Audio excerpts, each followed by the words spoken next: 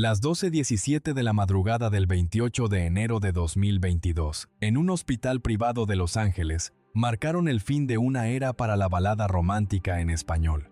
Mientras el mundo lloraba la partida del hombre que personificaba el amor ideal, Amanda Miguel se encontraba en un rincón de esa habitación fría, enfrentando una verdad que pocos de sus fanáticas imaginaban.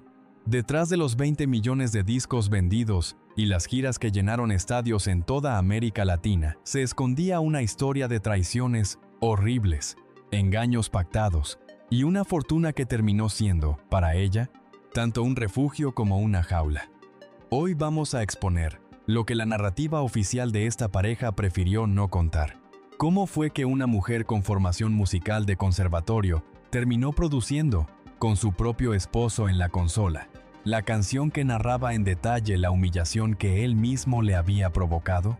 ¿Qué pasó realmente con la primera esposa y la primera hija de Diego, borradas durante años de la historia oficial para sostener la imagen de un galán soltero recién llegado a México? ¿Fue The Music, el sello discográfico que fundaron juntos, un símbolo de unión artística o una estructura financiera diseñada para hacer casi imposible cualquier intento de separación? Y finalmente, ¿qué papel jugaron las propias convicciones de la pareja sobre la pandemia en el desenlace final de esta historia? A continuación veremos todas estas cosas de principio a fin, pero primero debemos entender quiénes son estas dos personas tan interesantes. Miguel Atilio Bocardo Hernández nació el 26 de abril de 1951 en un barrio de clase media de Buenos Aires. Sus padres, Miguel Ángel y Elodia, vivían en un entorno donde el esfuerzo diario era la única moneda de cambio para progresar. A los 14 años conoció a Larry Moreno, quien lo introdujo en el circuito profesional, y juntos formaron el dúo Reno y Rino, grabando 6 canciones para CBS en tiempo récord. Esa primera etapa como dúo fue, según relataría el propio Diego años después, su verdadera escuela sobre cómo funcionaba el negocio de la música por dentro. Aprendió temprano que el talento sin una imagen comercial atractiva difícilmente lograba cruzar las puertas de las grandes emisoras de radio. La presión por vender copias y sonar en los programas locales lo obligaba a pasar noches enteras ensayando, puliendo cada matiz de su voz, mientras observaba de cerca cómo los productores y ejecutivos decidían, muchas veces por encima del talento puro, qué artistas merecían una oportunidad real y cuáles quedaban relegados al olvido. A los 17 firmó su primer contrato como solista con RCA Víctor, bajo la dirección del productor Jorge López Ruiz, quien ya trabajaba con figuras como Sandro. Su nombre real, Miguel Bocardo, empezó a sonar en programas juveniles de la televisión argentina como El Sótano Beat, mientras su voz llegaba a miles de hogares. Su vida personal tomaba un rumbo mucho más serio del que su público imaginaba. En 1970 conoció a una joven que estudiaba Derecho. Se casaron con rapidez en una ceremonia sencilla, y en 1971 nació su primera hija, María Jimena. Tenía apenas 20 años, y una responsabilidad que chocaba de frente con sus ambiciones de estrella internacional. Las giras por el interior de Argentina se volvieron más largas. El tiempo en casa se redujo al mínimo, y la situación económica del país empezó a desgastar el matrimonio de forma progresiva. Él mismo describiría años después que el ambiente en la casa se volvió insostenible por las deudas y la falta de dirección. Cuando María Jimena tenía apenas 1 año de vida, la pareja decidió separarse de manera definitiva, en un proceso silencioso que no dejó huella en las crónicas de la época, porque el artista todavía no era la figura masiva que sería después. Cuando Diego Verdaguer decidió mudarse a México para relanzar su carrera, tomó la decisión de presentarse ante el mundo como un hombre sin ataduras. La existencia de su primera esposa y de María Jimena quedó relegada a un segundo plano en todas sus entrevistas iniciales.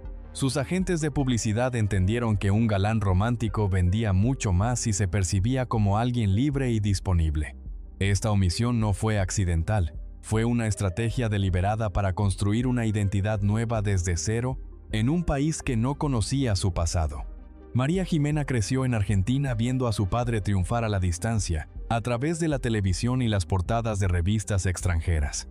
Diego seguía enviando dinero para su educación, incluso pagando estudios en Suiza años más tarde, pero el vínculo cotidiano se había roto por completo. Aquel primer viaje a México, en marzo de 1970, para participar en el segundo Festival de la Canción Latina compitiendo con voces como la de José José, fue el primer paso real hacia esa nueva identidad artística. Un joven de 19 años que ya cargaba, en silencio, con el peso de un matrimonio en crisis. Fue en ese mismo periodo, en marzo de 1975, mientras caminaba por las calles de Buenos Aires junto a sus hermanas, cuando Amanda Antonia Miguel Sams cruzó por un semáforo justo frente al automóvil de Diego. Amanda había nacido el 1 de junio de 1956 en el pequeño pueblo de Gaimán, provincia de Chubut, y desde los 4 años, sus padres la sentaron frente a un piano para que aprendiera el lenguaje de las teclas y las partituras, una disciplina diaria que marcó su carácter desde muy temprano. A los 17 se mudó a Buenos Aires para estudiar en el Conservatorio Alberto Williams. Obtuvo su título de bachiller en teoría musical y solfeo, y alcanzó el grado superior en piano y composición, situándose como una música con una formación técnica muy por encima del promedio de la industria en la que se movía. A los 17 se mudó a Buenos Aires para estudiar en el Conservatorio Alberto Williams, obtuvo su título de bachiller en teoría musical y solfeo, y alcanzó el grado superior en piano y composición, situándose como una música con una formación técnica muy por encima del promedio de la industria en la que se movía. Ese nivel de formación académica era, en la industria musical latinoamericana de los años 70, poco habitual entre las mujeres jóvenes que aspiraban a una carrera como intérpretes. La mayoría llegaba a los estudios de grabación guiada por el instinto y la intuición, mientras que Amanda entendía la estructura armónica de cada canción, podía leer una partitura completa y proponer cambios técnicos con el mismo criterio que un director musical experimentado. Estudió también técnica vocal con Liana Lecona, buscando no solo cantar canciones populares, sino comprender a fondo la estructura interna de cada melodía que interpretaba, algo que llamaba poderosamente la atención de sus colegas en el ambiente artístico porteño. Diego no se conformó con verla pasar, dio la vuelta a la manzana, la encontró en el lobby de un hotel, y aunque ella no aceptó sus avances de inmediato, la insistencia terminó convenciendo a sus hermanas, que sirvieron de enlace para el primer contacto real esa misma tarde. Amanda se integró al equipo de coristas de Diego junto a otras cantantes como Valeria Lynch, y la convivencia diaria en las giras transformó pronto la relación profesional en un vínculo personal muy estrecho. Se casaron ese mismo año, sellando un pacto que iba mucho más allá de un acta matrimonial. Formaron una sociedad donde la formación académica de ella se puso al servicio de la visión comercial de él. En 1978 la pareja se mudó definitivamente a México, un país que los recibió con una apertura que no habían encontrado en Argentina. Y Amanda tramitó su nacionalización mexicana con rapidez, entendiendo que ahí construirían su patrimonio. Mientras Diego manejaba las relaciones públicas y la imagen frente a las cámaras, Amanda se encargaba de la parte técnica de las grabaciones, corrigiendo armonías y proponiendo cambios en las estructuras de las baladas que producían juntos. No era solo la esposa del cantante, era una pieza fundamental de cada éxito que salía al aire, y el propio Diego reconocía en privado que la visión musical de ella era, en muchos aspectos, más aguda que la suya.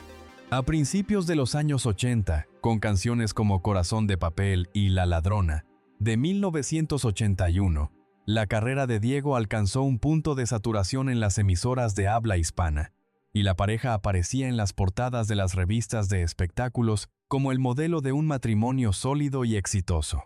A principios de los años 80, con canciones como Corazón de Papel y La Ladrona, de 1981, la carrera de Diego alcanzó un punto de saturación en las emisoras de habla hispana, y la pareja aparecía en las portadas de las revistas de espectáculos como el modelo de un matrimonio sólido y exitoso. Esos primeros años en México fueron, para ambos, de una productividad asombrosa. Mientras Diego grababa sencillos que se volvían éxitos inmediatos, Amanda preparaba en paralelo el terreno para lanzar su propia carrera como solista, sin que esto representara una competencia entre ellos, sino una estrategia coordinada para dominar el mercado musical desde dos frentes complementarios. Ella pasaba largas jornadas frente al piano de su casa, componiendo melodías que después se convertirían en himnos para miles de mujeres. Y cada disco que la pareja lanzaba era revisado minuciosamente por ella antes de enviarse a la fábrica de prensado para su distribución final. Pero el ritmo de las giras internacionales y la exposición mediática constante empezaron a alimentar las debilidades personales del cantante. Diego aprovechaba su posición de ídolo para establecer vínculos con otras mujeres, mientras Amanda se concentraba en la producción musical. Las ausencias prolongadas y las llamadas sin respuesta se volvieron una constante. Gracias a su cercanía con el equipo de trabajo, Amanda descubrió que las sospechas de infidelidad eran una realidad documentada en cada viaje, un patrón de comportamiento que el propio Diego definiría años después, en distintas entrevistas, como una simple falta de claridad sobre la ética en aquella etapa de su vida. En lugar de buscar el divorcio de inmediato, Amanda canalizó toda su frustración a través de su formación en el piano y la composición, y así nació Él me mintió, una pieza que utilizaba recursos armónicos para enfatizar el desgarro emocional que sentía. La letra no era una invención creativa para conectar con el público femenino. Era un relato cronológico de sus propias vivencias matrimoniales, donde cada frase describía una mentira específica que había escuchado de boca de su marido. Lo que ocurrió después en el estudio de grabación es uno de los episodios más contradictorios de la historia del pop romántico latinoamericano. Diego, el hombre que había causado ese dolor, tomó el mando de la producción musical del tema, diseñó los arreglos, supervisó la mezcla y decidió la instrumentación que acompañaría los gritos de su esposa. No hubo intento de censura. Vio en ese dolor una oportunidad comercial sin precedentes.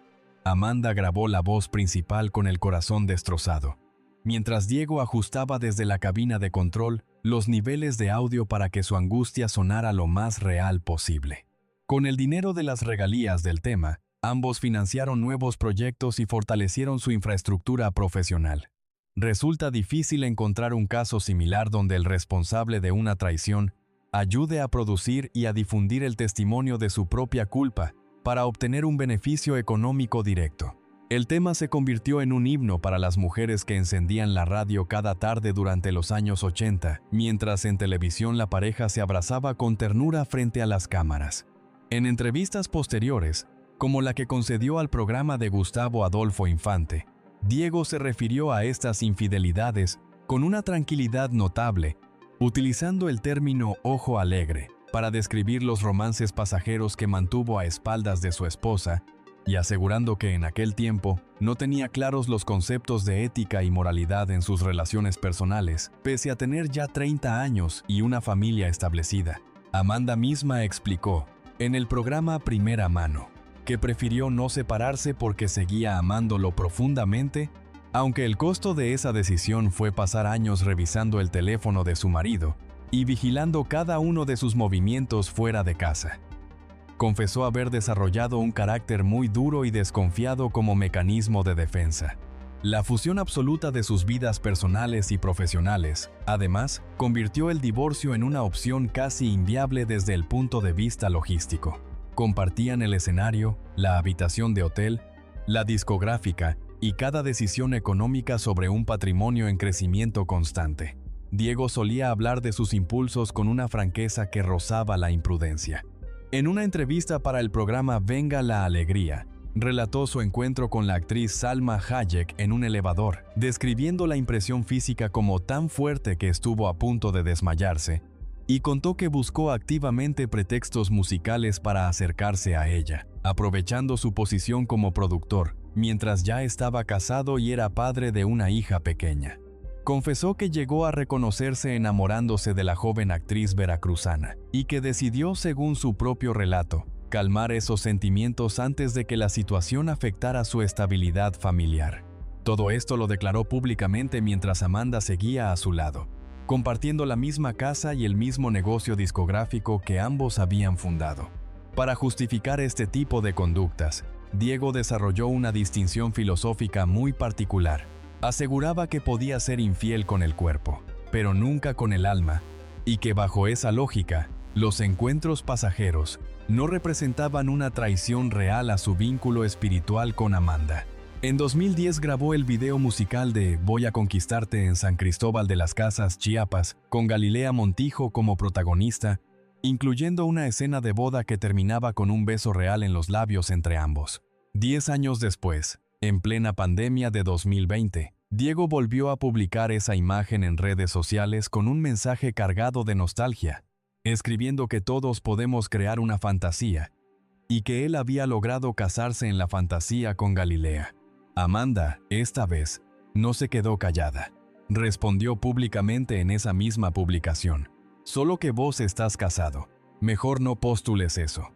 Y añadió que, aunque Galilea fuera una mujer divina, los besos deberían evitarse para no generar falsas ilusiones, arrobándola directamente para que su advertencia tuviera un destinatario concreto. Diego no borró la publicación ni ofreció disculpas públicas en ese momento. Herb Pompeo, quien fue promotor de la pareja durante años, confirmó lo que muchos sospechaban desde los 80, que la interpretación de «Él me mintió» nacía de una experiencia personal de Amanda que nadie quería mencionar en voz alta por conveniencia, y que esa entrega casi violenta en el escenario era el desahogo de una traición real, no solo una actuación profesional. En 1987, la pareja fundó D-Music, un sello discográfico propio cuyas siglas correspondían a las iniciales de sus nombres, y que funcionaba no solo como oficina de representación, sino como el depósito legal de todos los derechos de sus canciones. Para el público, esta empresa simbolizaba una unión romántica. Para Amanda significó una red legal muy complicada de romper, porque si decidía separarse legalmente, corría el riesgo de perder el control sobre discos que ella misma había compuesto y producido. Cada ingreso de sus conciertos internacionales pasaba obligatoriamente por esa estructura administrada por ambos, y el éxito financiero de D-Music funcionó, en la práctica, como una jaula de oro que mantenía las apariencias intactas frente al mundo. Al llegar 2020, con el mundo detenido por la pandemia, Amanda empezó a utilizar sus redes sociales para compartir contenido que no tenía relación con sus baladas. Al llegar 2020, con el mundo detenido por la pandemia, Amanda empezó a utilizar sus redes sociales para compartir contenido que no tenía relación con sus baladas. Sus seguidores leyeron con sorpresa cómo su ídolo musical, la mujer detrás de himnos como Él me mintió, empezaba a cuestionar públicamente la realidad de la crisis sanitaria que afectaba a todo el planeta. Estas publicaciones no fueron dudas aisladas ni comentarios pasajeros. Se convirtieron en una actividad constante, que Amanda mantuvo durante casi 2 años, retuiteando con frecuencia a figuras públicas que protestaban contra el uso de pasaportes sanitarios en distintos países de Europa y publicando contenido que advertía sobre supuestos cambios peligrosos en los glóbulos rojos causados por las vacunas disponibles en ese momento. En abril escribió públicamente que tal vez la vacuna era el propio virus, y mencionó la supuesta existencia de microchips de rastreo. Estas publicaciones se mantuvieron durante casi 2 años, difundiendo de forma sistemática artículos que describían la pandemia como una fabricación para el control social. Diego respaldó públicamente esta postura en distintas entrevistas. En octubre de 2020, en una charla con Heraldo Televisión, afirmó que mentes perversas habían creado esa situación para manipular a las personas de manera masiva.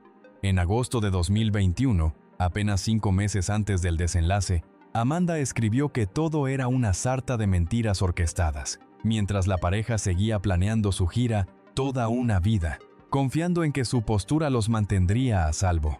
En diciembre de 2021, Diego dio positivo a COVID-19 en Los Ángeles.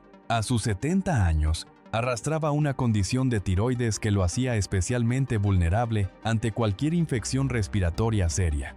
Lo que comenzó como un malestar manejable se transformó pronto en una complicación que requirió hospitalización urgente.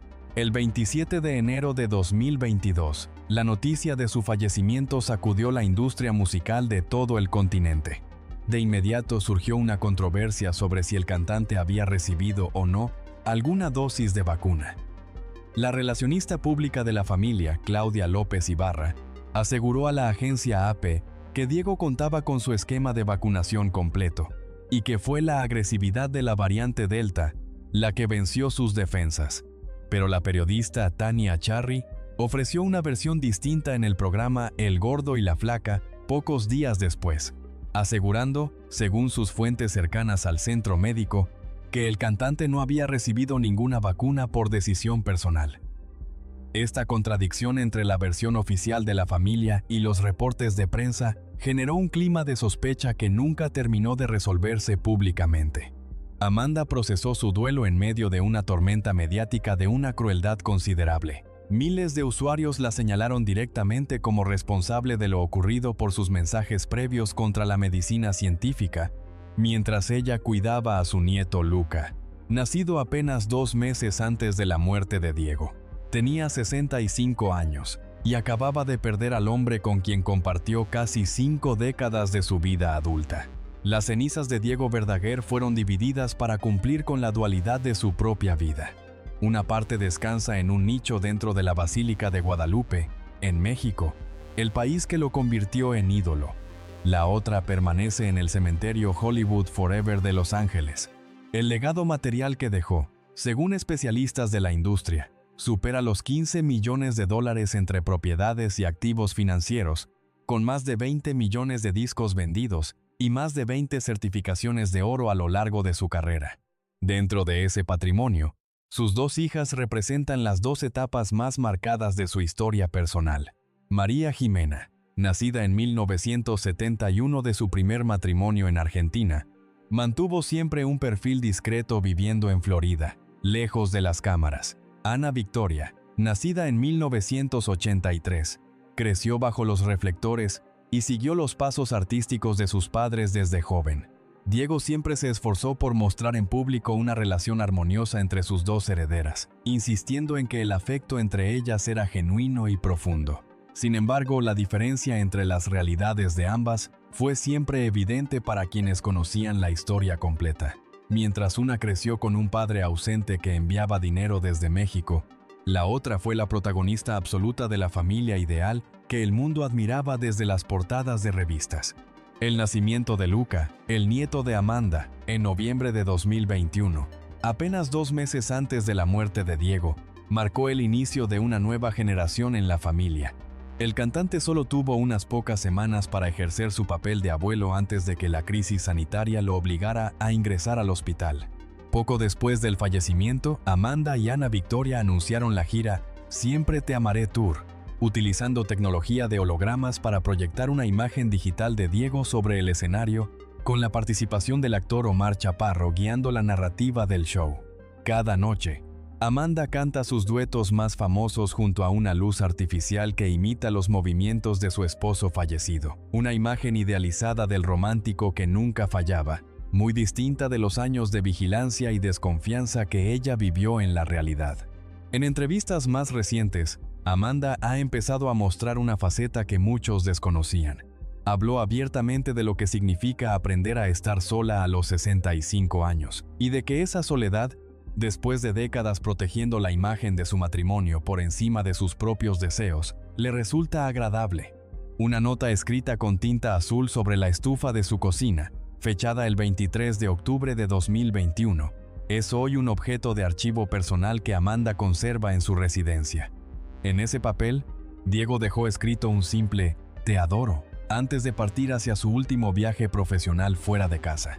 Es la prueba material de un afecto que coexistió, durante casi 5 décadas, con las sombras de una vida privada que hoy solo ella conoce en su totalidad. Antes de cerrar, vale la pena compartir algunas curiosidades adicionales que ayudan a completar el retrato de esta historia.